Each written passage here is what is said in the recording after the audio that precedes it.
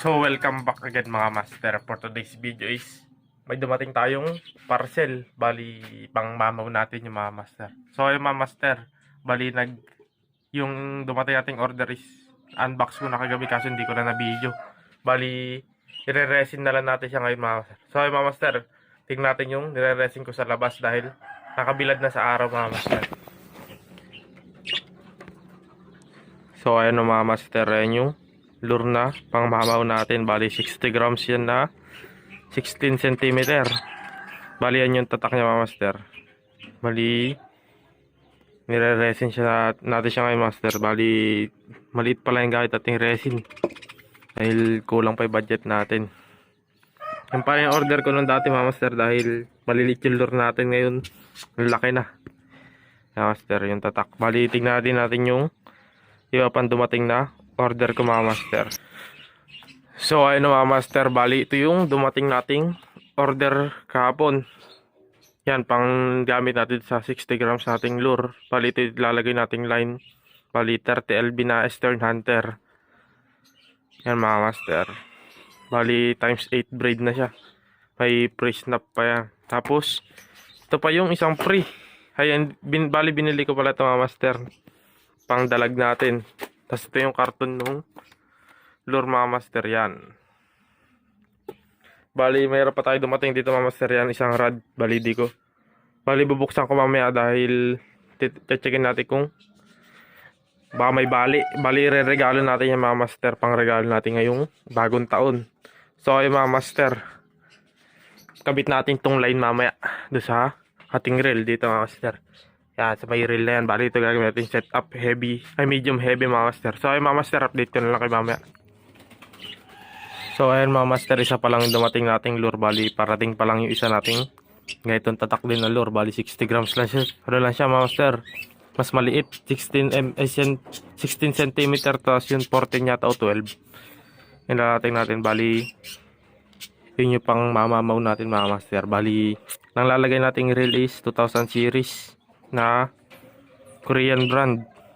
Tapos line natin yung Eastern Hunter na 30 LB, and yung natin leader is baka 60 LB na Pioneer mga master. So ay mga master, update ko na lang kay mamaya paglalagay natin yung line dun sa reel. So ayun mga master, bali gagamit tayo ng ito, yung natin mini drill para sa pagtanggal ng line ng ating reel.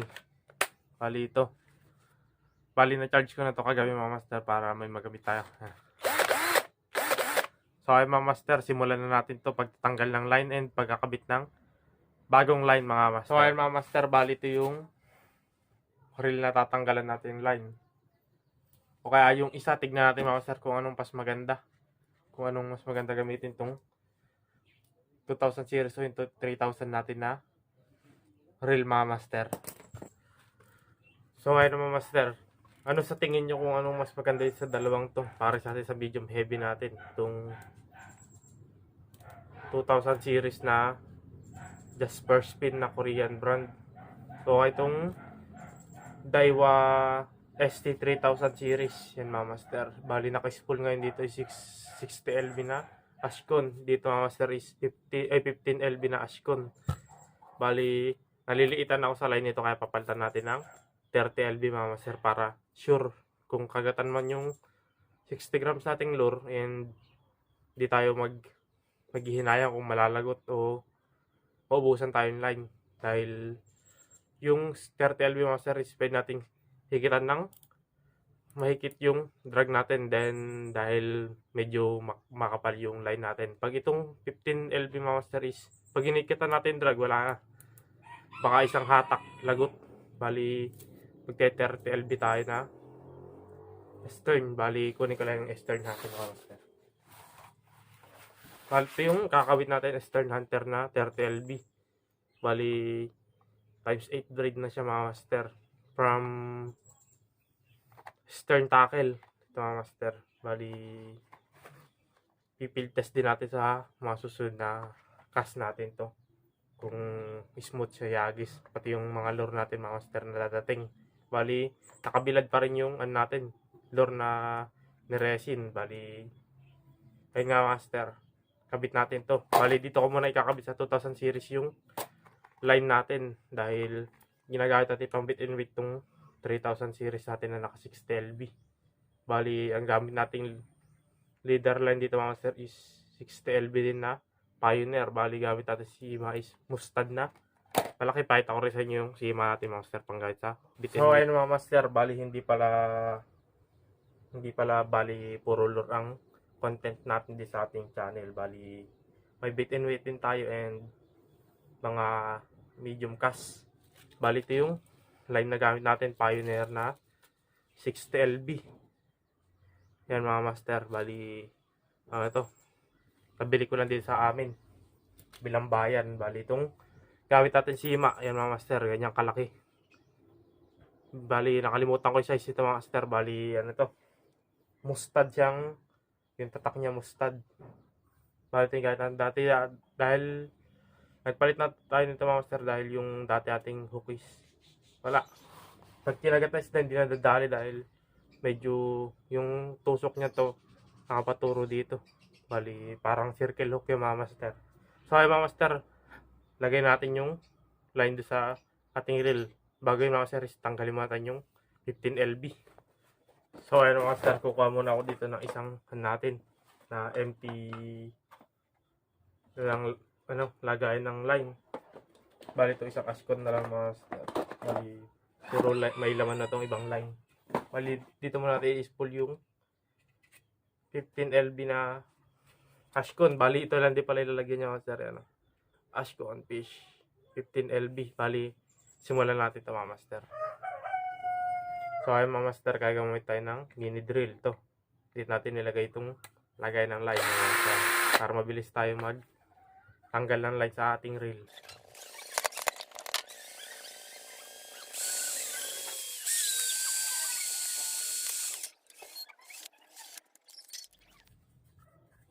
So ayun mga master, natanggal natin yung line dito sa ating reel. Bali, kakabit na natin itong stern hunter natin.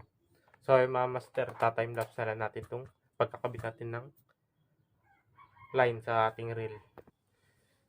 So ayun mga master, gagamit tayong gloves para medyo mahigit yung natin dito sa ating line pagka-spool. Bali, ta-timelapse ko ito mga master dahil kulang tayo sa space ng ating cellphone.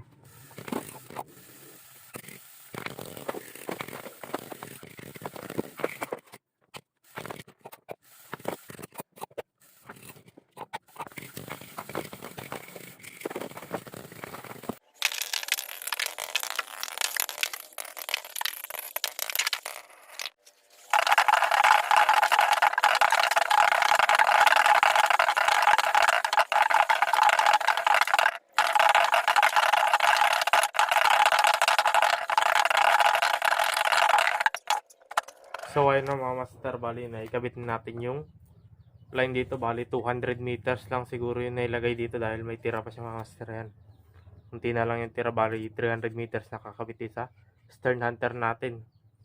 Yun na lang yung tira mga master. Bali nasa parang 50 meters o 100 meters pa to mga master. Bali kaya naman na itong 200 meters dahil yung sa kasama ko mga master nakadali ng 8.9 na GT mga master is 30 LB din yung gamit niyang line. Bali nasa 200 meters lang din yung mga master. Bali yung 300 meters niyang line is na dalawang reel na lagyan niya. Bali kaya na ito mga master. Bali galingan na lang sa paglalaro na isda pag may kumagat. So ay mga master, bali ito yung natin dito i-leader line 60 pounds.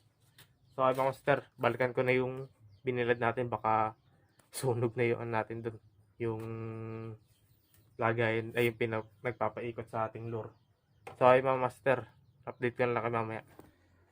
So ayun mga master, bali ito yung rod na ginagamit natin. Bali 14 feet tong rod na to. Bali Fuji-ring guided na siya mga master. Bali may tali na lang dahil nabasag tong mismong pinaglalagyan nitong line yung ring guide na yung master. Bali nabitak yung isa dito. Bali tinalian ko, tapos nilagyan ko resin. So ay mga master, bali Fujisit na rin siya. Ayan mga master. Master, di lang makita yan. Fujisit na rin siya master. Bali ito yung reel ilalagay natin. 60 pounds na line yun, naka-spool. Bali long cast yung tatak nito, Daiwa na 3000 series. So ay mga master, setup ko lang to. Bali ito yung gamit ko setup. Yan, dalawang sable, tapos isang sable pa dito master. Bali ito yung Sima. Yan yung kabigat natin. Bali nasa 150 grams to mga master, itong tingga natin. Kasi sa bunganga tayo ng ilog naghahagis. Pag pahugot na yung tubig pababaw, is pag magaan yung pamato natin is inaagos. Bali tayo mga master, kabit natin itong setup na to dito sa ating fishing setup.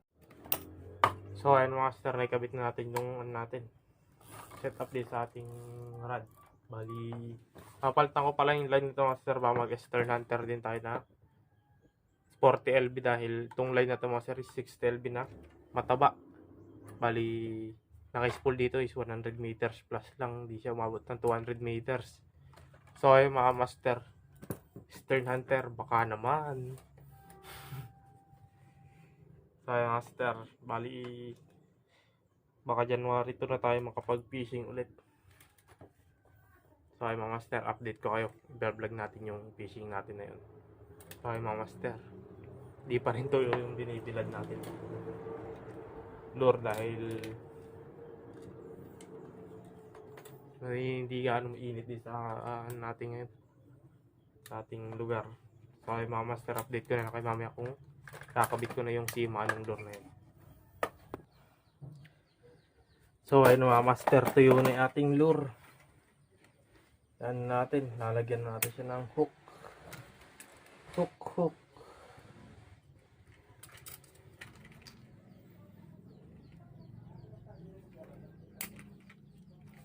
Master, ito yung lure natin. Bali, ganyan siya kalaki yung lalagyan niya.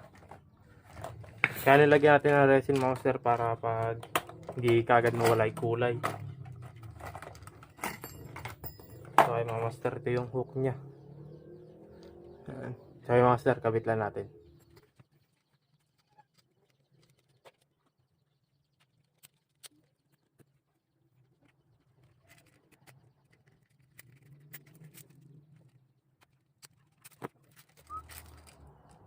So ayun mga master, bati naikabit natin yung hook. Yung master, bali tatago na lang ulit natin. Field test na natin sa susunod na fishing.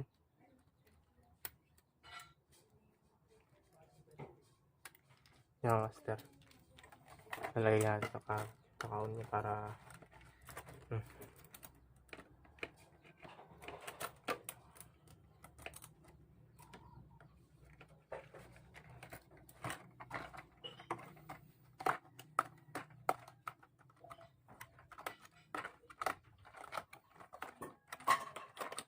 so ayun master, bali yun yung kahon niya pag nakalagay siya. Yan. Bali Japanese hook na rin siya mga master, nakakapit din sa ating lure. So ayun mga master, dito ko natatapusin yung video natin for today's video, dahil gagayak pa ako ng natin mga master, mga pangregalo ngayong bagong taon. So ayun mga master, so next vlog na lang tayo ulit mag-upload ng fishing adventure natin. Bali puro ano muna tayo, unboxing. Bali hintayin pa natin ibang lure natin and yung mga hook. So ayun mga master, fish on dyan mga master, like and comment and subscribe.